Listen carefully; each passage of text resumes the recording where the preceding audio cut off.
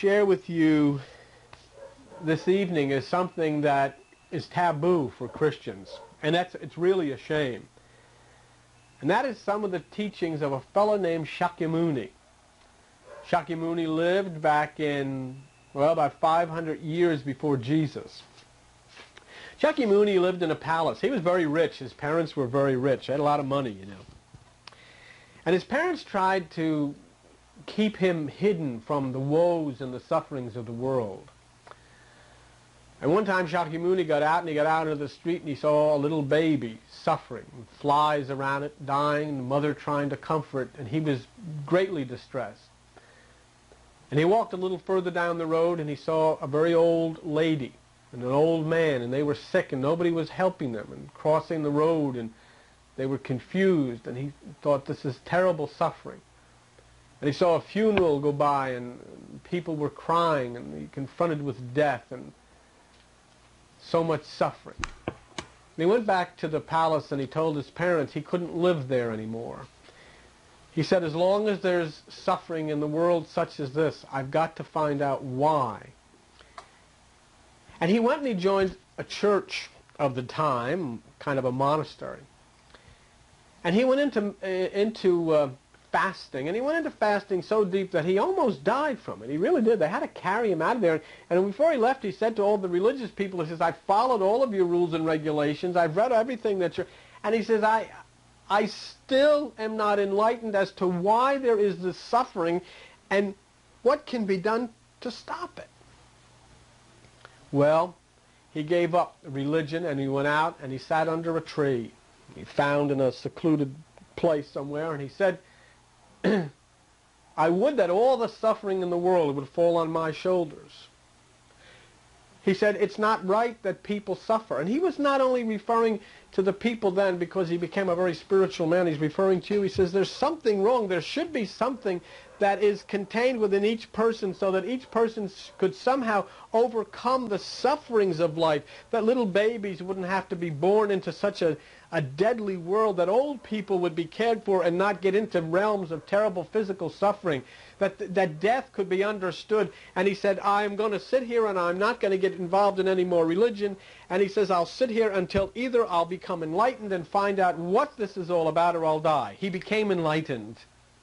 He became awakened and aware through deep, profound meditation. He began to understand the inner workings of the human mind, the human psyche, the human spirit, the human consciousness, and he found the secret. He found the answer to life and how every human being, including you and me, has something within us that if we awaken it, it can overcome every suffering that comes our way. Shakyamuni was his name, and you know him better as Buddha. A beautiful man who died at the age of 82 years of age. He died at the age of 82. He got into some bad food. And you know what? This is the kind of guy he was. He was so concerned about the person who made the food and that they did not suffer as a result of this, that he said the thing that pleased him most in his life was that last meal that he had. That's the dogs barking. Someday I got to get the dogs on here to introduce them to you. Boy, there's something. There are a couple of barkers. But Shakyamuni said he was so fearful that the person who gave him this food would be hurt and have a guilty conscience, and so on his deathbed he said, that's the greatest meal I've ever had. Shakyamuni Buddha. And this is the man who gave his life to find the answer to human suffering that Christianity has made you afraid of. Right then and there, you should be very suspicious of Christianity, not Jesus Christ now. You know, Shakyamuni Buddha and Jesus Christ, their philosophies are exactly the same. The inner kingdom, coming to that which is the peace which is within, getting away from the carnal mind. Shakyamuni Buddha said that all of life's torments are as the result of human desire. And he came through his awareness and his awakening and profound meditation, and he discovered that within each person, every person, there are 10 worlds, 10 personalities, and one predominates in every person. And these are the worlds: the world of hell, hunger, animal, anger, tranquility. Wait till you hear the next one. Rapture. Oh, how we've misunderstood the word rapture. Christians believe there's people going to shoot out into space. It's not what rapture means. Rapture means being lifted up into the higher realm of consciousness, into an overwhelming joy experience with the living God, in the consciousness. He also said there was the worlds of learning, realization, bodhisattva, which is the same as Christ consciousness. Bodhisattva is when you've arrived at the point where your greatest joy is doing good for other people. And the last one was Buddhahood, which is God consciousness or Christ consciousness as we understand this. And if you'd like to sit in on these teachings, I do these teachings on Buddha and Christ every Friday night at 8 o'clock at the church. If you can't get there, if you'd like the tapes on these, we do have tapes on the teachings. They're called, the series is Buddha and Christ. But what we're going to look at tonight for a while, and we're going to start doing this in every few weeks, we're going to share the teachings of Jesus, the book of Revelation, the teachings of Buddha, so we get to a well-rounded understanding. For God's sakes, break out of this thing in which this group says we're right, and let's go and join hands with this beautiful earth that God made. They've wrecked it. They've polluted it. They've tortured the animals. They've beat up on the children. They've got kids committing suicide. The drugs are all over the place. Enough of that. And let's stop fearing lovely, beautiful, peaceful men of God such as Shakyamuni Buddha and begin to understand how he walked hand in hand with Jesus Christ in trying to bring us to the inner peace, the inner kingdom. And we're going to look tonight at the first world that Buddha talks about. The world that so many of us dwell so much of our lives in, the world of hell. Now, the Christian concept of hell is a distinct geographical place that physically exists. Folks, when I had told people that there is no such place as a geographical hell, people got mad at me. I mean, people stopped supporting this place. They say, oh, I can't believe, there's got to be a hell where all these bad people go. Listen to that. The bad person could have been born with a defective brain, a defective mind, and in terrible circumstances through parents who propelled him into this life of crime or whatever he's into, and you, born in a beautiful, socially acceptable place, had none of that, so you're going to heaven, he's going to hell. That's the Christian philosophy. It's nonsense. You weren't born with the mind that you have. I mean, you were born with it. You had no choice about it. But anyhow, Christians believe that hell is a hot region, see, for far underground where people are tormented throughout eternity by devils and demons and all of this kind of business, sticking them with pitchforks. We talk about paganism. I always ask people, well, if you believe in a literal hell with a literal fire, tell me, how does a literal fire hurt a spirit? Because after you leave this body, you're spirit. The Buddhist statement concerning hell is that hell exists in our own carnal consciousness. It is a matter of consciousness. That's borne out, in the scriptures. In Psalm 9:17, Psalm 9, verse 17, it says, the wicked shall be turned into hell, and all the nations that forget God. In other words, if you forget God, means you're dwelling in a conscious state that is not aware of the higher conscious state. So the wicked, being those who are turning to the lower mind, are turned into hell, because that's what the lower mind is. Your carnal mind is hell. That's what rapes, that's what kills, that's what blows up planes, that's what tortures people, that's what puts people on guilt trips like churches do. That's hell. In Psalm 55:15, it says something else that I think bears out what we're talking about and what Buddha talked about hell. It says here, let death seize upon them and let them go down quick into hell. Now watch. For wickedness is in their dwellings and among them. Your dwelling in the Bible and ancient mysticism is always your mind. Wickedness is in your mind. Wickedness is among them, means it's a part of us. It's the things that look at all of the thoughts you've had today. Look at all of the things. Your mind has been having a conversation with you all day, and sometimes it just scares the pants off of you, doesn't it? It tells you the evil things. Oh, what are you going to do? Sometimes you're sitting down watching TV, and you're just nice and comfortable, and you're enjoying the show, and you're at total peace, and all of a sudden your mind tells you, oh, tomorrow you got to meet so-and-so. What are you going to say? Bang, you've gone from heaven to hell. Just like that happens. Your mind will never leave you alone. Your mind is the accuser. In the book of James, I think James makes it very clear. James talks about the tongue okay, as being hell, because he says in James 3:6 that the tongue is set on fire of hell. In other words, you speak words of accusation, you speak words of guilt, you speak words of depression, you speak words of fear and anxiety, and they all come from hell, which is your mind. All of the words that you speak originate in your carnal mind, unless you've been into meditation, where then you yield up your carnal mind, or the left side of the brain, to that which is the higher mind, or the divine consciousness, through profound meditation. Buddhism describes hell as a place of inner torment, which one projects into the environment in which you live. In other words, if hell is raging in you, it will be felt by everyone around you. You have hell raging in you during the day. You send your kids off to school with hell raging in you, and you've given it to them. They go to school with hell raging in them, and then they spin it off, and before you know it, hell's raging in everybody, because it's extremely contagious. It is negative attitudes. It is anger. It is fear. It is that which oppresses others and ridicules others. And it's these things which come out of the carnal mind. See?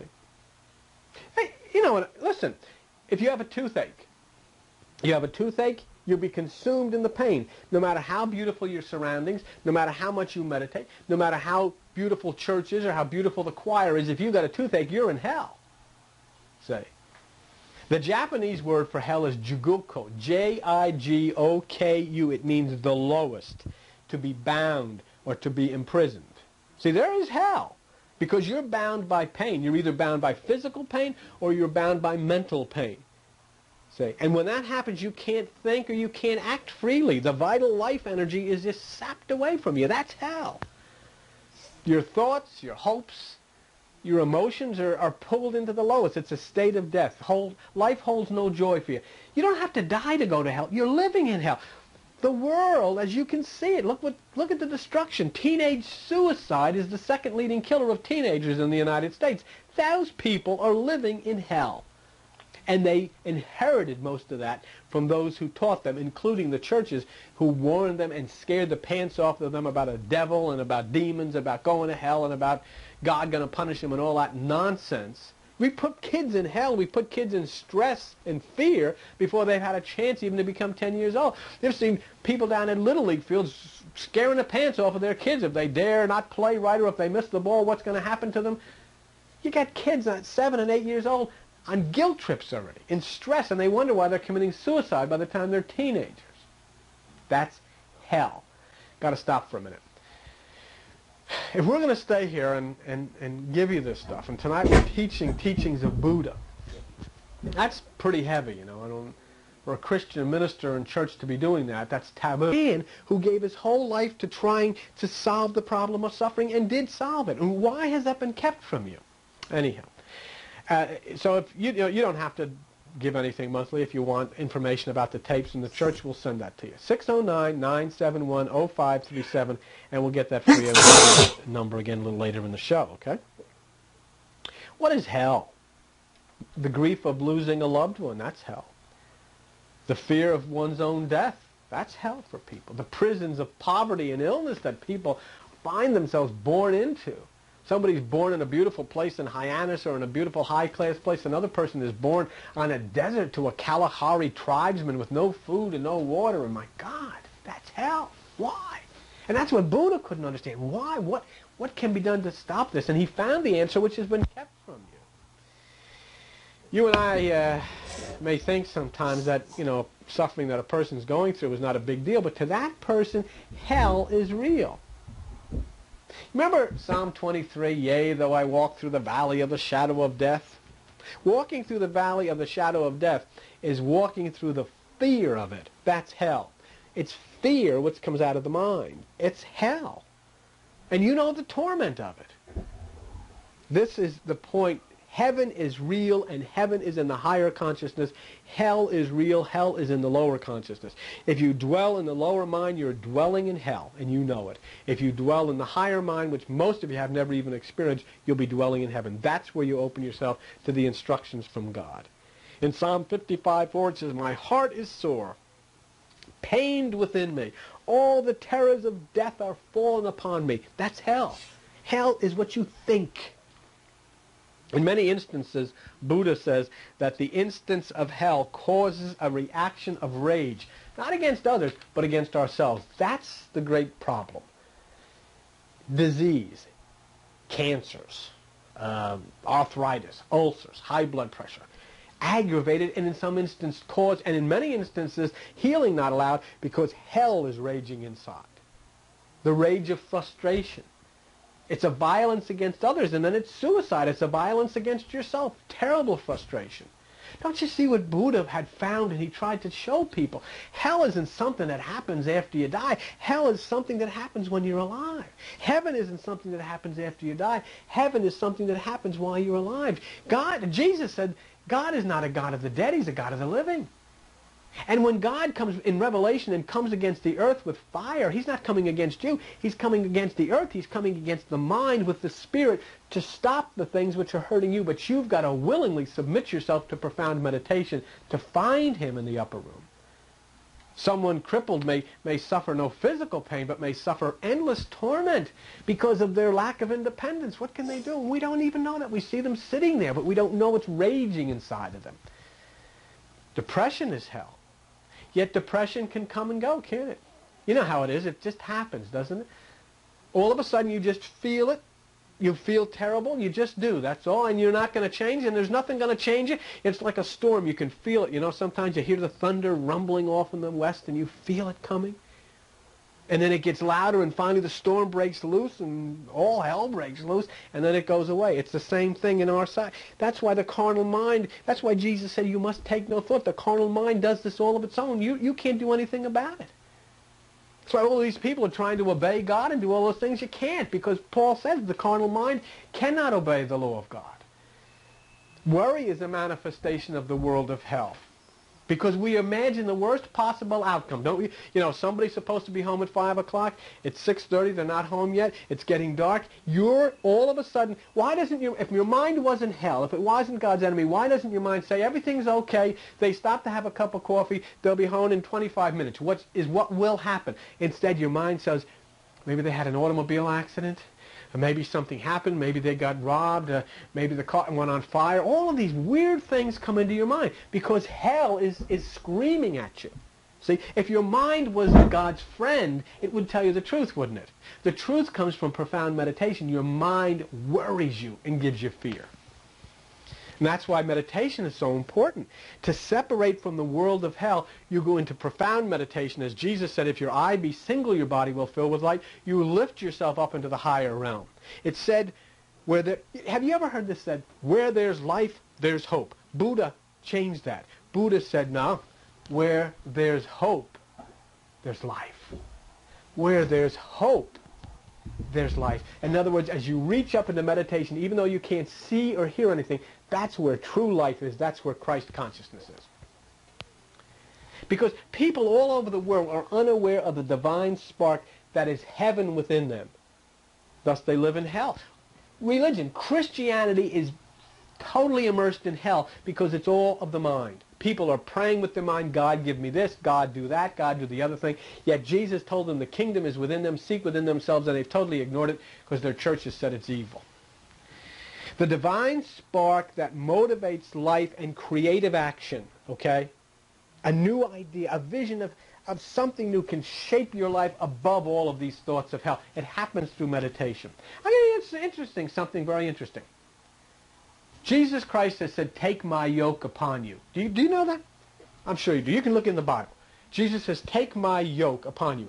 The word yoga, which is profound meditation and seeking within yourself, the Sanskrit meaning of the word yoga is yoke. Jesus who's taught, if your eye be single, your body will fill with light, meditation. Take no thought, meditation. The kingdom of God is within you, seek it first, meditation. You take away the key because you don't enter within yourself, meditation. Could just as well have said, take my yoga upon you, understand my directions for finding inner peace, going into the house which is yourself, up into the upper room, to the right room, there, sit and wait, and I will feed you the hidden manna, meditation. The state of hell is the lowest then of the 10 worlds of Buddha.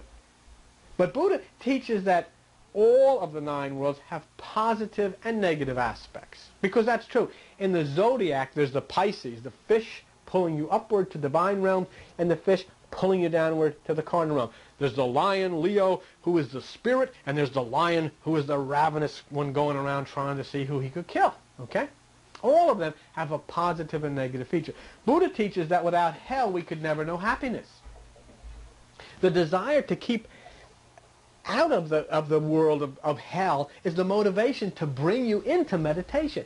The fact that why this is happening all over the world now, you feel about meditation and people coming into a higher consciousness, is because Jesus predicted, when you see the man carrying the pitcher of water, the age of Aquarius, enter into the house, go to the upper room. That's why all of this Russian stuff about making peace and no more communism in Poland, that's why it's happening. The kids told you a couple of years ago in the harmonic convergence it was going to happen, but you all laughed at them. What has your church ever told you that happened? Nothing. But yet these kids in Central Park told you 2 years ago about the harmonic conversion in the age of Aquarius, that this was going to happen, and now you see the Russians opening McDonald's hot dog stands in the middle of Moscow, no more communist government in Poland, and all of this thing starting to take shape. It's the age of Aquarius that Jesus predicted in Luke 22:10, the man carrying the pitcher of water. But it's another, far more important thing. It is the second coming of Christ who dwells within us. And just as when he came the last time, he is here now, and those who should know better don't even know he's here. They're still looking up over Barnegat Bay or wherever you are trying to find him. Suffering, as Buddha taught, can also be a form of protection. If fire didn't burn, you'd be dead before you knew that you were hurt. But most importantly, and I think this is where Buddha was coming from, and this, of course, is where Jesus came from, because it says Jesus learned through his sufferings. If we never suffered, we could never identify and sympathize with the sufferings of others, could we? We would never be moved to help them.